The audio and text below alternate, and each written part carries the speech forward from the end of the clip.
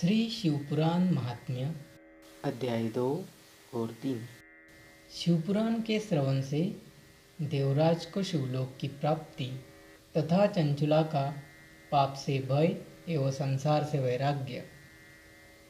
श्री शौनक जी ने कहा, महाभाग सूत जी, आप धन्य हैं, परमार्थ तत्व के ज्ञाता है। आपने कृपा करके हम लोगों को यह बड़ी अद्भुत एवं दिव्य कथा सुनाई है। भूतल पर इस कथा के समान कल्याण का सर्वश्रेष्ठ साधन दूसरा कोई नहीं है। यह बात हमने आज आपकी कृपा से निश्चय पूर्वक समझ ली। सूत जी, कलयुग में इस कथा के द्वारा कौन कौन से पापी शुद्ध होते हैं, उन्हें कृपा पूर्वक बताइए और इस जगत को कृतार्थ कीजिए। सूत जी बोले, जो मनुष्य पापी, दुराचारी, खल तथा काम क्रोध आदि में निरंतर डूबे रहने वाले हैं, वे भी इस पुराण के श्रवण पठन से अवश्य ही शुद्ध हो जाते हैं। इसी विषय में जानकार मुनि इस प्राचीन इतिहास का उदाहरण दिया करते हैं, जिसके श्रवण मात्र से पापों का पूर्णतया नाश हो जाता है। पहले की बात है, कहीं किरातों के नगर में एक ब्राह्मण रहता था, जो ज्ञान में अत्यंत दुर्बल, दरिद्र, रस बेचने वाला तथा वैदिक धर्म से विमुख था। वह स्नान संध्या आदि कर्मों से भ्रष्ट हो गया था और वैश्य वृत्ति में तत्पर रहता था। उसका नाम था देवराज। वह अपने ऊपर विश्वास करने वाले लोगों को ठगा करता था। उसने ब्राह्मणों, क्षत्रियों, वैश्यों, शूद्रों तथा दूसरों को भी अनेक बहानों से मारकर उनका धन हड़प लिया था, परंतु उस पापी का थोड़ा सा भी धन कभी भी धर्म के काम में नहीं लगा था। वह वैश्यगामी तथा सब प्रकार से आचार भ्रष्ट था। एक दिन घूमता घामता वह दैवयोग से प्रतिष्ठानपुर में जा पहुंचा। वहां उसने एक शिवालय देखा, जहां बहुत से साधु महात्मा एकत्र हुए थे।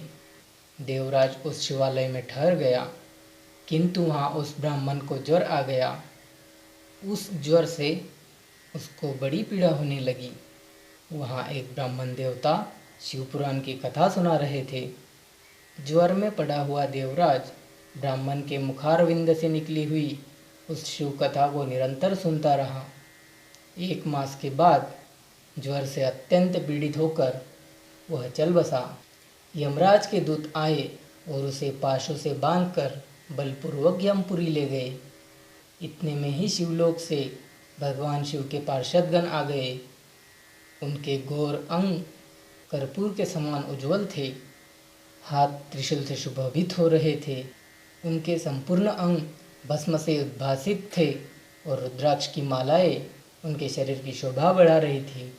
वे सब के सब क्रोधपूर्वक यमपुरी में गए और यमराज के दूतों को मारपीट कर बारंबार धमकाकर उन्होंने देवराज को उनके चंगुल से छुड़ा लिया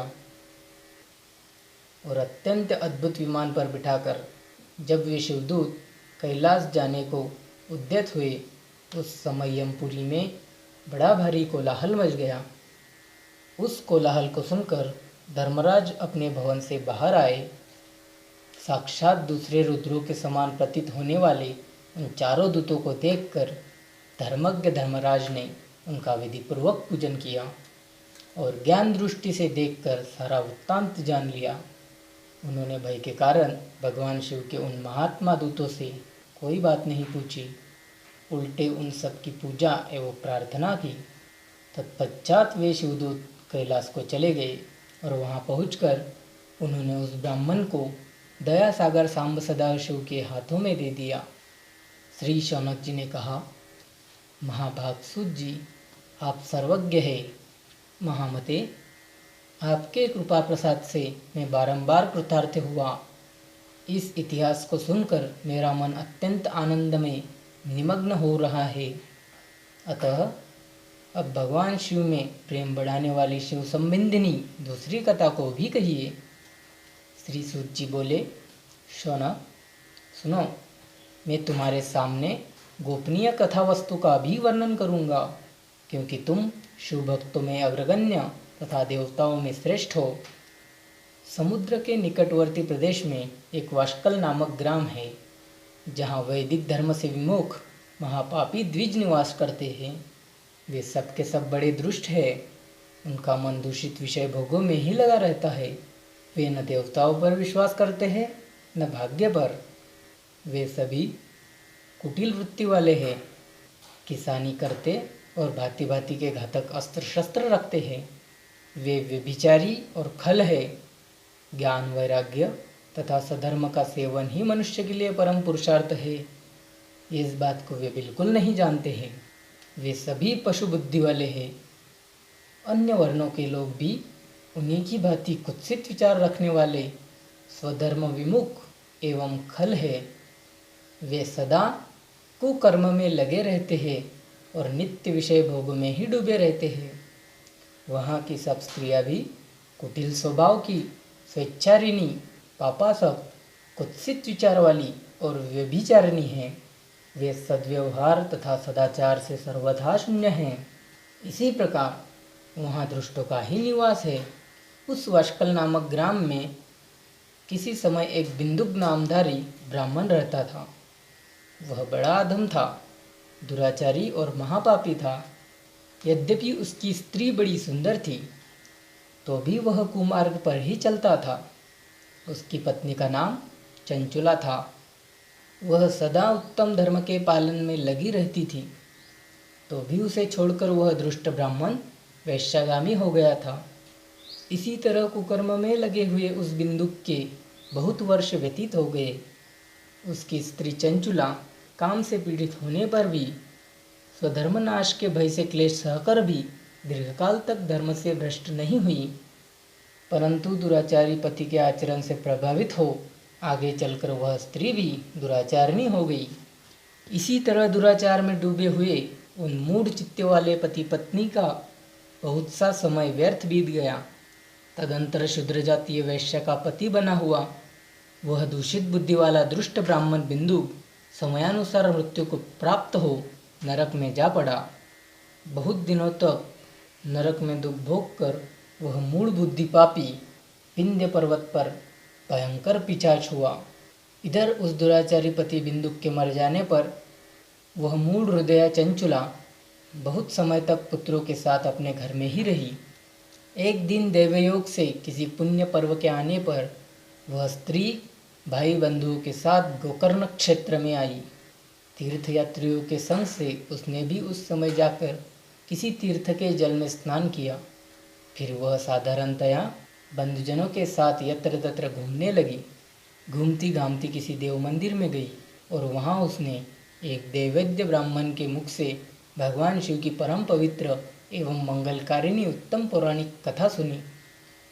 कथावाचक ब्राह्मण कह रहे थे कि जो स्त्रियां परपुरुषों के साथ व्यभिचार करती है, वे मरने के बाद जब यमलोक जाती है, तब यमराज के दूत उनकी योनि में तपे हुए लोहे का पारेख डालते हैं।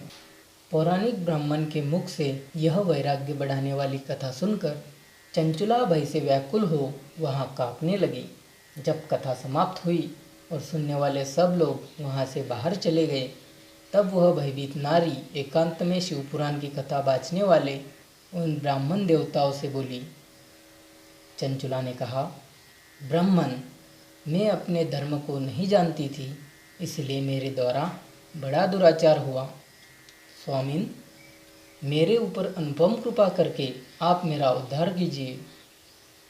आज आपके वैराग्य रस से ओतप्रोत इस प्रवचन को सुनकर मुझे बड़ा भय लग रहा है। मैं काँप उठी हूँ और मुझे इस संसार से वैराग्य हो गया है। मुझ मूढ़ चित्त वाली पापिनी को धिक्कार है। मैं सर्वथा निंदा के योग्य हूँ, कुत्सित विषयों में फंसी हुई हूँ और धर्म से विमुख हो गई हूँ। हाय, न जाने किस किस घोर कष्टदायक दुर्गति में मुझे पड़ना पड़ेगा और वहाँ कौन बुद्धिमान पुरुष कुमार्ग में मन लगाने वाली मुझ पापिनी का साथ देगा। मृत्युकाल में उन भयंकर यमदूतों को मैं कैसे देखूंगी, जब वे बलपूर्वक मेरे गले में फंदे डालकर मुझे बांधेंगे तब मैं कैसे धीरज धारण कर सकूंगी। नरक में जब मेरे शरीर के टुकड़े टुकड़े किए जाएंगे, उस समय विशेष दुख देने वाली उस महायातना को मैं वहाँ कैसे सहूँगी। हाय, मैं मारी गई, मैं जल गई, मेरा हृदय विदीर्ण हो गया और मैं सब प्रकार से नष्ट हो गई, क्योंकि मैं हर तरह से पाप में डूबी रही हूँ। ब्राह्मण, आप ही मेरे गुरु है, आप ही माता और आप ही पिता है। आपकी शरण में आई हुई मुझ दीन अबला का आप ही उद्धार कीजिए, उद्धार कीजिए। सूत जी कहते हैं, शौनक, इस प्रकार खेद और वैराग्य से युक्त हुई चंचुला ब्राह्मण देवताओं के दोनों चरणों में गिर पड़ी। तब उन बुद्धिमान ब्राह्मण ने कृपापूर्वक उसे उठाया और इस प्रकार कहा,